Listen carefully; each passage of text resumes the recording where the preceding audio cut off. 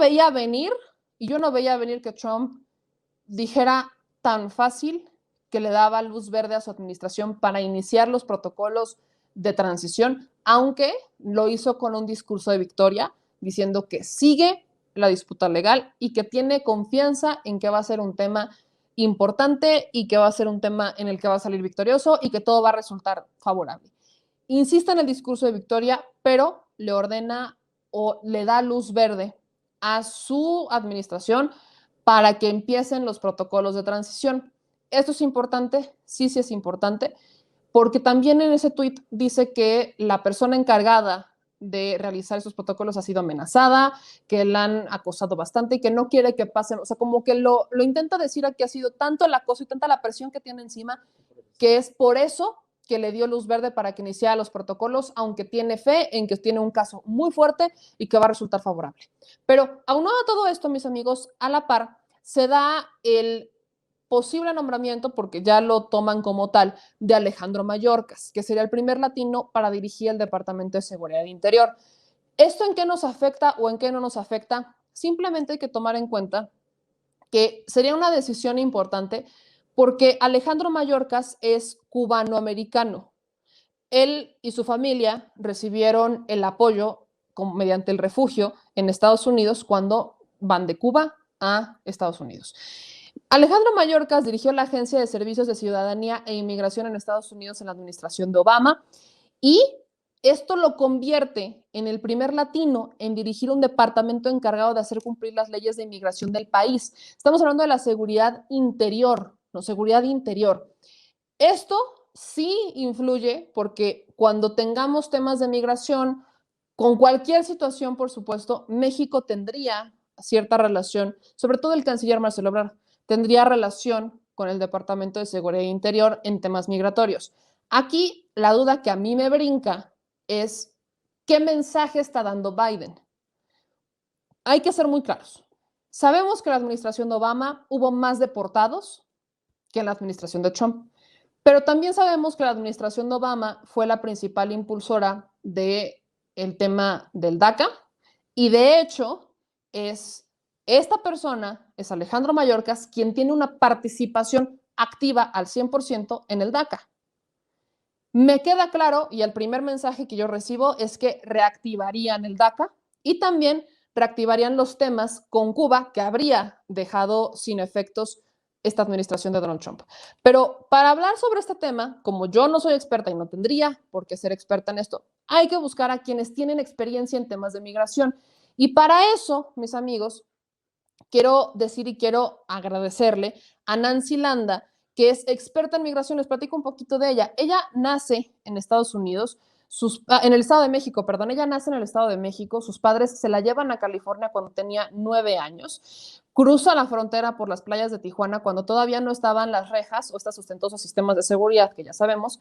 Y esta odisea la realiza con su madre y su hermano, porque su papá ya lo estaba esperando del otro lado.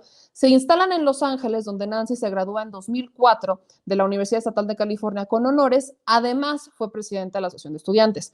Crece en Estados Unidos y un día, derivado de una detención cuando manejaba el vehículo, deportan a Nancy a Tijuana. Tiempo después busca revalidar sus estudios y solamente lo logra en Inglaterra. Curioso caso, que siendo nacida mexicana, solamente logra revalidar los estudios en Inglaterra, ni siquiera aquí en México. Hoy vive en México y está trabajando en este estudio del trabajo migratorio o del fenómeno migratorio. Entonces, si alguien sabe del fenómeno migratorio, creo que es Nancy Landa, no solamente por experiencia, sino por estudio. Entonces, Nancy, muchísimas gracias por estar con nosotros hoy. ¿Cómo estás? Buenas noches. Hola, muy buenas noches. Muy bien, gracias por la invitación y aquí en esta conversación sobre pues los acontecimientos que estamos escuchando del tema migratorio, más desde la transición del equipo de Biden. Creo que es un tema interesante y pues hay varias conversaciones y opiniones divergentes también en las redes sociales, ¿no? Sobre lo que indica esto. Muchísimas. Ahora, Nancy, vamos a empezar por este tema, justo la transición. Hoy Donald Trump da luz verde a esa transición para la administración de Biden, aunque se reserva ahí el tema de que, bueno, este discurso victorioso de puede que no pase la transición, pero le doy luz verde. ¿Qué significa en temas migratorios el que se inicie con esa transición, tomando en cuenta por supuesto, la administración de Trump, que elimina el DACA, elimina estos planes, por ejemplo, con Cuba, y que tampoco ha deportado tanta gente. ¿Qué significa migratoriamente una transición en estos momentos? ¿Qué impacto tiene para el migrante? Pues creo que ese tema lo vamos a tener que ver y vigilar, porque por una, como comentaste inicialmente, sí es un mensaje distinto. Creo que sí en línea con el mensaje de la campaña de Biden, que se abre más al tema migratorio, que básicamente no toma esta retórica xenófoba y antimigrante que hemos visto consistente y escuchado consistentemente con Trump. Varios grupos y organizaciones de activistas migrantes en Estados Unidos celebran o tienen optimismo sobre este anuncio a partir de la trayectoria de Alejandro Mayorkas y lo que puede implicar para una oportunidad de incidencia mayor en este tema. Sin embargo, y también como lo comentabas, creo que también se asoma la sombra del tema en los dos términos del expresidente Obama. Y básicamente, pues aquí poner esto en balance, porque una persona latina en este puesto, si bien puede influir en muchos procedimientos internos de la agencia, no cambia, no indica una transformación completa del sistema migratorio de Estados Unidos. Hay un tema sistémico que una representación latina, aun cuando puede indicar un paso positivo o una dirección más abierta a las personas migrantes, tenemos una tendencia ya de décadas donde se ha incrementado la detención y deportación también desde el financiamiento que se le dan a estos enfoques, ¿no? Y esto no sucede solo con los republicanos, sino se fortaleció bastante, no solo desde Obama, sino también ya desde el presidente Bill Clinton. Entonces ya tenemos un antecedente que nos debería de dar un poco de cautela sobre qué se puede esperar y manejar esas expectativas. Obvio, buscar esas oportunidades donde sí puedan haber cambios. Creo que algo que es muy importante aclarar es que muchas veces la administración de Obama se toma el crédito por DACA, pero esto fue mucho a través de la presión de jóvenes Dreamers y propuestas que trajeron propias organizaciones de Dreamers y que sí fue implementada bajo la administración de Obama, pero no implica que esto contrarreste también pues todo este tema de deportación, todos estos temas que se tendrían que revisar de cómo se aprende de esto, qué errores tuvo esta administración de Obama y cómo no se van a repetir. Creo que por una parte, si bien Alejandro Mayorkas es un buen indicador, también se ha criticado mucho a Cecilia Muñoz, que fue asesora de Obama, asesora de la Casa Blanca, que también está en el equipo de transición de Biden y básicamente pues ha tenido este discurso de, bueno, si nos dan millones para deportar a las personas, pues vamos a ejecutar el uso del recurso para detener y deportar a las personas y va a haber pues daños colaterales, ¿no? Entonces, creo que aquí nos indica que hay que entrar con cautela y monitorear esto. Creo que inicialmente también entran con un panorama muy complejo, donde tienen que revertir mucho de los retrocesos y pues estas cuestiones negativas que sucedieron en cambios de política migratoria en Estados Unidos con la administración de Trump. Y no siento que el tema migratorio va a ser uno de los prioritarios, ¿no? Tienen el COVID, la economía y otros temas que generalmente en muchas administraciones demócratas siempre toman prioridad antes del tema migratorio. De hecho, aquí creo que mencionaste un tema bien importante y es las prioridades y los errores, ¿no? Son dos temas. ¿Cuáles fueron, en tu perspectiva, los errores que se habrían cometido en la administración de Obama, por ejemplo?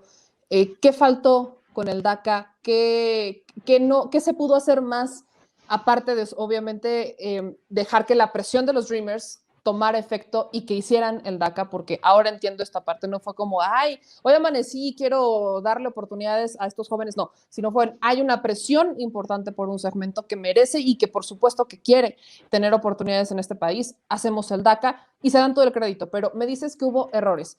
¿Y qué errores hubo con la administración de Trump en temas migratorios? Creo que valdría la pena hacer ahí un balance de qué estuvo mal en uno y qué estuvo mal en otro, para que tengamos este enfoque mucho más claro y qué estuvo bueno en uno y qué estuvo bueno en otro en tema migratorio.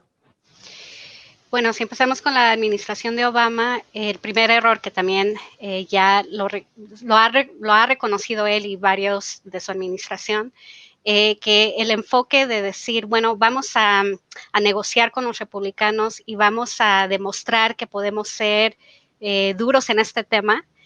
Por eso el primer término fue el primer término de Obama fue donde se implementaron como todas estas medidas donde había cooperación con autoridades policíacas locales, de esto de seguridades, de comunidades seguras. Entonces todo esto fortaleció mucho la canalización de las personas migrantes a migración, a autoridades migratorias, donde si te paraban por manejar, podías llegar a un momento ser deportado o deportada, ¿no? Como pasó en mi caso. Entonces, todo esto fue como muy invisible, obvio, en un momento ya tuvo más crítica Obama en ese sentido. Entonces entró con un discurso de que se iba a trabajar sobre un plan de una ruta de legalización para las personas, pero ya en la práctica fue muy opuesto las políticas. Y esto fortaleció pues la tendencia de deportar más a personas desde el interior de Estados Unidos. Es que ese es otro tema que tenemos que entender, que las deportaciones, por una, ahorita en la situación actual vemos mucho el tema en las fronteras, ¿no? Y el cierre de fronteras, pero desde esta tendencia con Bill Clinton, George Bush y también Obama, muchas personas que ya viviendo dentro de Estados Unidos, no estando en zonas fronterizas y teniendo décadas y décadas viviendo, son las que son sujetas a estas políticas de detención y de deportación. Y por eso en México, en los últimos años, hemos tenido pues esta tendencia de personas que han tenido toda una vida en Estados Unidos que regresan a este país de manera forzada en ese sentido. Entonces, básicamente no hubo una apertura de negociación con los republicanos, y creo que ese es siempre el tema débil con los demócratas. Siempre para mí, en mi perspectiva, son muy débiles en ese tema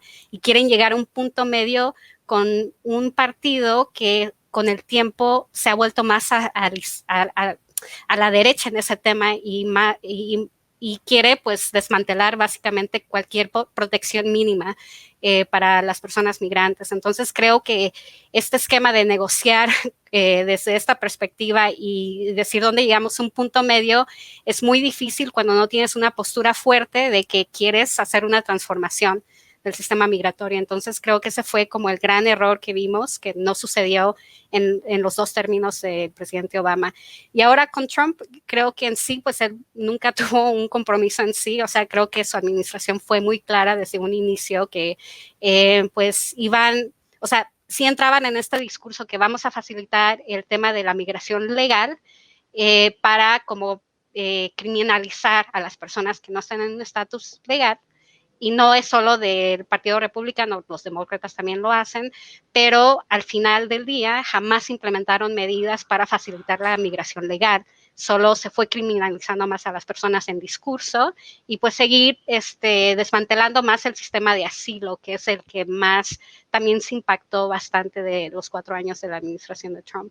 Entonces, básicamente, también el Migration Policy Institute ha publicado un reporte donde anuncia que se hicieron 400 cambios de políticas y procedimientos bajo la administración de Trump, que ahora tendrán que revisar esta nueva administración y aparte de eso, ver cómo impulsar algo que sí abra un camino para una inclusión legal de las personas que están de manera indocumentada en Estados Unidos, ¿no?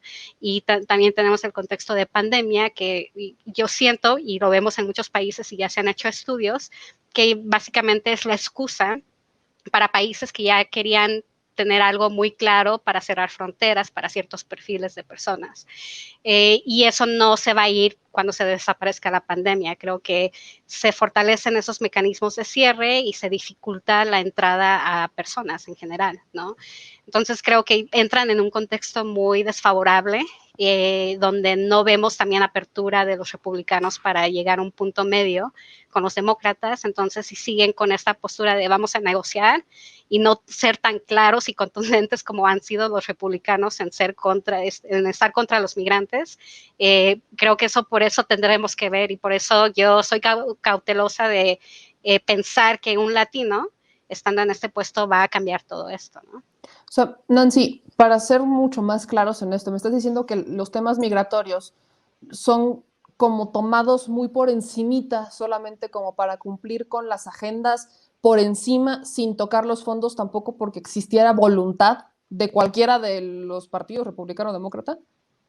Sí, claro, mucho se queda en el discurso, por eso creo que debemos de ver ya en la práctica qué políticas se están implementando. Los temas que no son tan sexys mediáticamente son cómo trabajan las cortes, cómo trabajan estos procedimientos que tienen impacto directo en las personas, en sus procesos, ¿no? Y estos son los cambios que no se han visto de manera más completa o no se analizan porque Trump lo que hizo bien fue distraer a las personas de eso con su discurso de la frontera y del muro.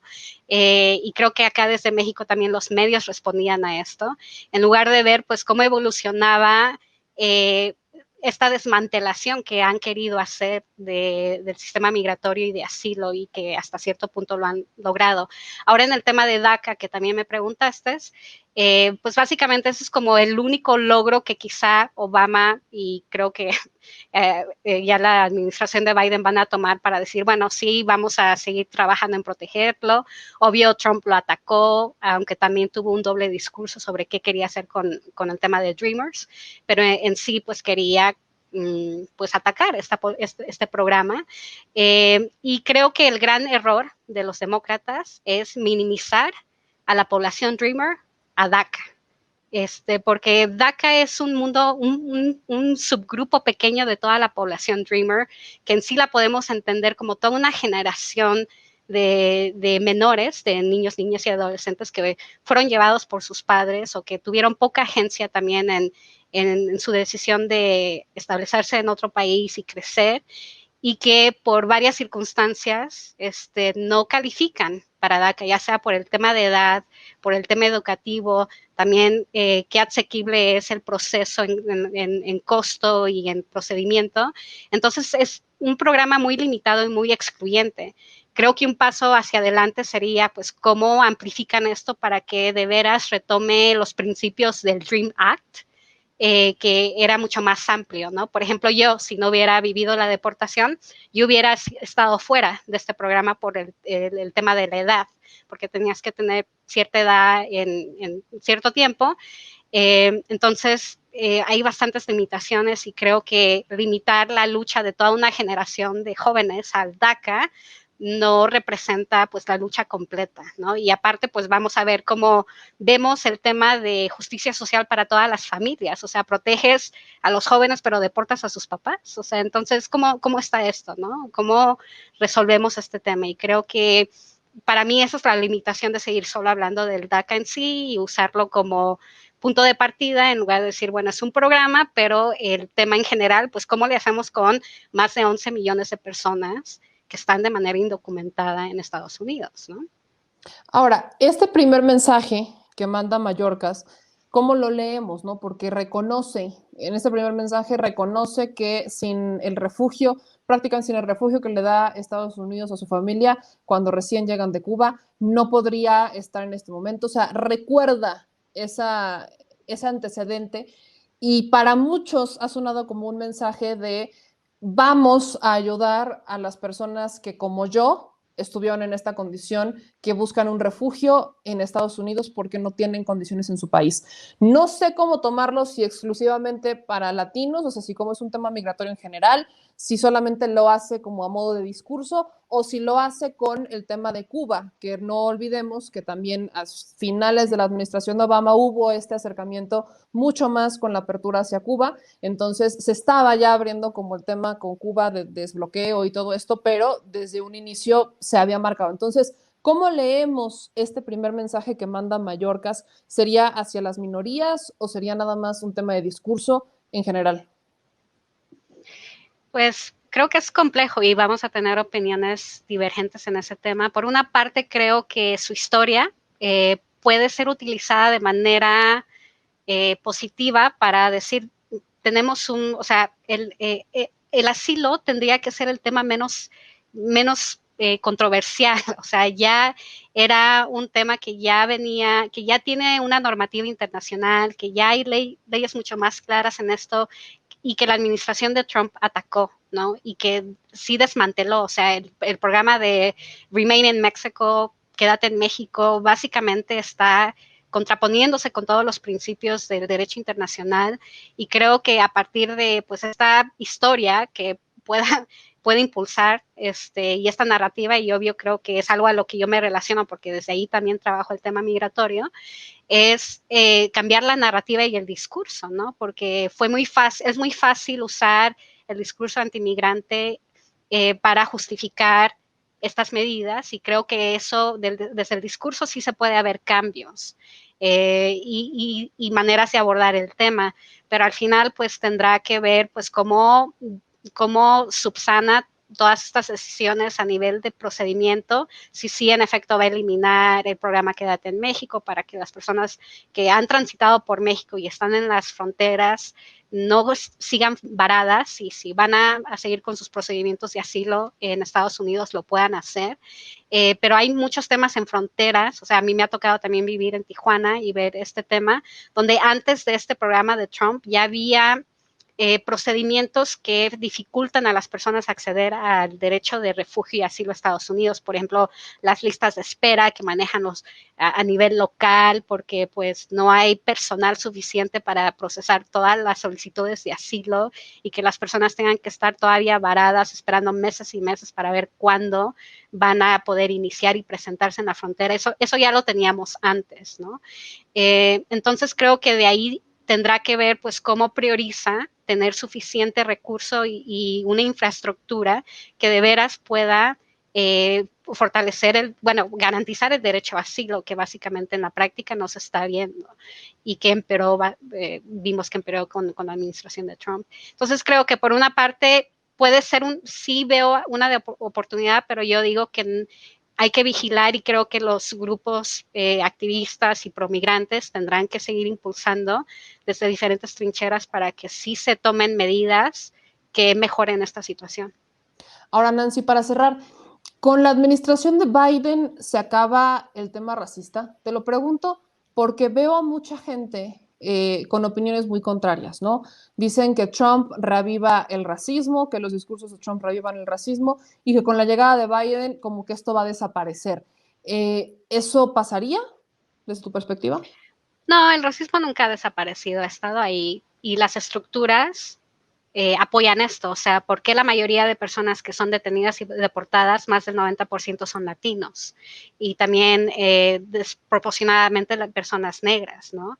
Entonces, ya el racismo ya es muy sistémico dentro del sistema migratorio y creo que en sí si bien no hay un discurso, si bien donde podamos ver un cambio es en el discurso, que no sea tan xenófobo, al final, cómo vemos el tema de cómo afectan a las comunidades y a ciertas comunidades estas políticas migratorias.